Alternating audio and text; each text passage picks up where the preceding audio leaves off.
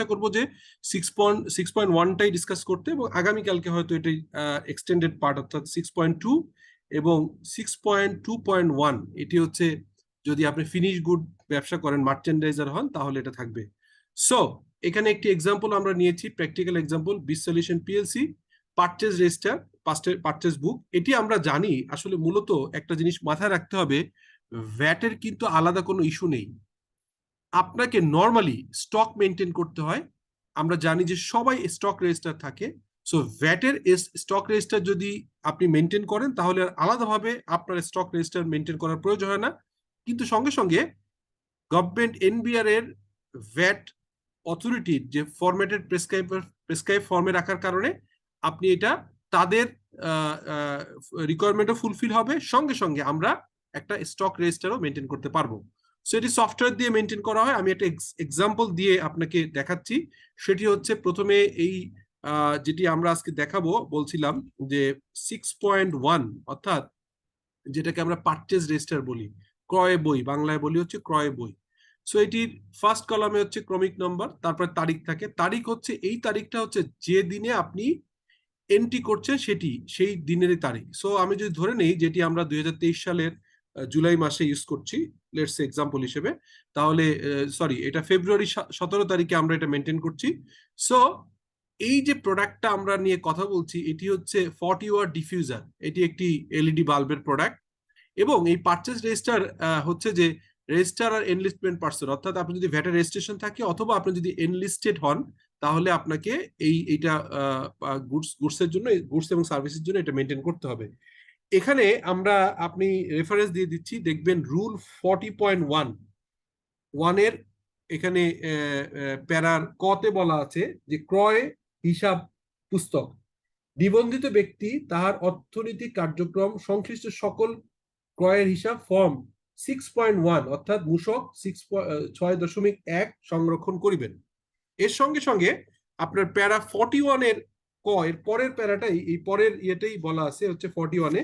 আমরা যদি দেখি, এখানে বলা আছে যে কোনো তালিকাভুক্ত ব্যক্তিকে তাহার সরবরাহ স্থানে তাহার আপনার যেখানে হচ্ছে যেখান থেকে ক্রয় বিক্রি হবে সেখানে মূসক 6.1 এবং মূসক 6.2 রাখতে হবে। আর যদি আপনি ম্যানুফ্যাকচারার না হয়ে মার্চেন্ডাইজার হন, তাহলে মূসক 6.2.1 রাখতে হবে। সো এই জিনিসগুলো এখানে ক্লিয়ারলি বলা আছে, আমরা দেখলাম। তো এখানে হচ্ছে যে ডেটে আপনি এন্ট্রি করছেন, ওপেনিং ব্যালেন্স কত ছিল, পিসেস আছে এখানে, আমরা জানি যে এখানে কত পিস, 2000 পিস ছিল। লেটস সে রাফলি 55 টাকা করে হিটসিঙ্কের দাম। তো যদি হয় তাহলে আপনার হচ্ছে ওপেনিং ব্যালেন্স ছিল হচ্ছে 2000 পিসের দাম হচ্ছে ভ্যাট সকল প্রকার কর ব্যতীত, অর্থাৎ মানে সাপ্লিমেন্টারি ডিউটি, ভিএটি এগুলো বাদে শুধুমাত্র আপনার মূল্য যেটাকে, সেটা হচ্ছে আপনার 1,10,000। এটা হচ্ছে ওপেনিং অ্যামাউন্ট, আর এটা হচ্ছে ওপেনিং কোয়ান্টিটি পিসেস। এরপরে আপনার নতুন করে পারচেস করলে, অথবা যদি আপনি নতুন করে ইম্পোর্ট করেন, সেখানে ইম্পোর্ট করা হয়েছে হিটসি এই প্রোডাক্টটা, অর্থাৎ 40 ওয়াট ডিফিউজার চায়না থেকে ইম্পোর্ট করা হয়েছে। এখানে বিল এন্ট্রি বসবে, আমি এটা রাফলি এলোমেলো বসিয়ে দিয়েছি, আপনারা এখানে বসিয়ে নেবেন। দেন হচ্ছে বিল অফ এন্ট্রি তারিখ যেটা আছে এখানে 15/2/2023 কার থেকে, চায়নার হচ্ছে এবিসি ইনকর্পোরেশন থেকে, চায়না থেকে ইম্পোর্ট করা হয়েছে।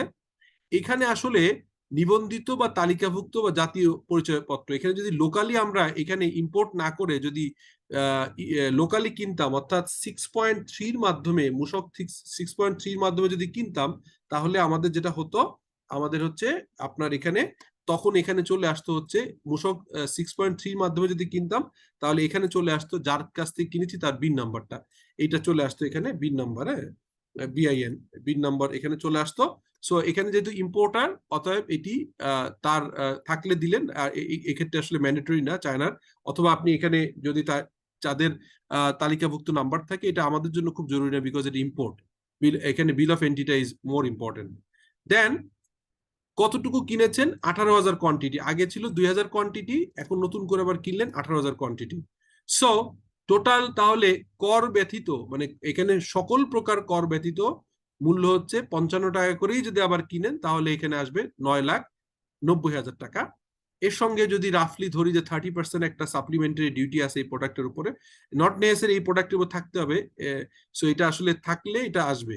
এবং আমরা জানি গত ক্লাসে দেখিয়েছি যে মূল অ্যামাউন্ট যেটা সকল কর ব্যতীত যে মূল্য তার সঙ্গে আগে সাপ্লিমেন্টারি অ্যামাউন্ট যুক্ত হবে, তার সাথে ভ্যাট অ্যাড হবে। সো এখানে আমরা দেখতে পেলাম যে এই কলাম এই দুটো যোগ করে তার উপরে 15% ভ্যাট হয়েছে। So this is a VAT amount. তাহলে আমাদের উপকরণের পরিমাণ হচ্ছে সকল প্রকার মূল্য ব্যতীত আপনার হচ্ছে 20,000। 20,000 কিভাবে হলো? এই 2,000 প্লাস এই 18,000, এবং অ্যামাউন্টটা কি হলো? আমরা এই যে ওপেনিং এ হচ্ছে 1,10,000 ছিল, আর সঙ্গে নতুন করে যোগ হয়েছে 9,90,000। সো এই দুটো মিলে আমাদের হচ্ছে অ্যামাউন্ট হয়ে গেছে 11 লক্ষ টাকা। আর পিসেস যদি হয়, এখানে একক পিসেস যদি হয়, আমরা লিখি এখানে একক হিসেবে যদি পিস লিখি, তাহলে পিস হিসেবে আমাদের আছে হচ্ছে টোটাল সংখ্যাটা কত আমাদের হচ্ছে 20,000। ঠিক আছে, সো এটা আমরা দেখতে পেলাম যে 20,000 সংখ্যা আসছে। সো এটা কোন কলামের যোগ? এটা হচ্ছে this column, basically this column মানে হচ্ছে 12।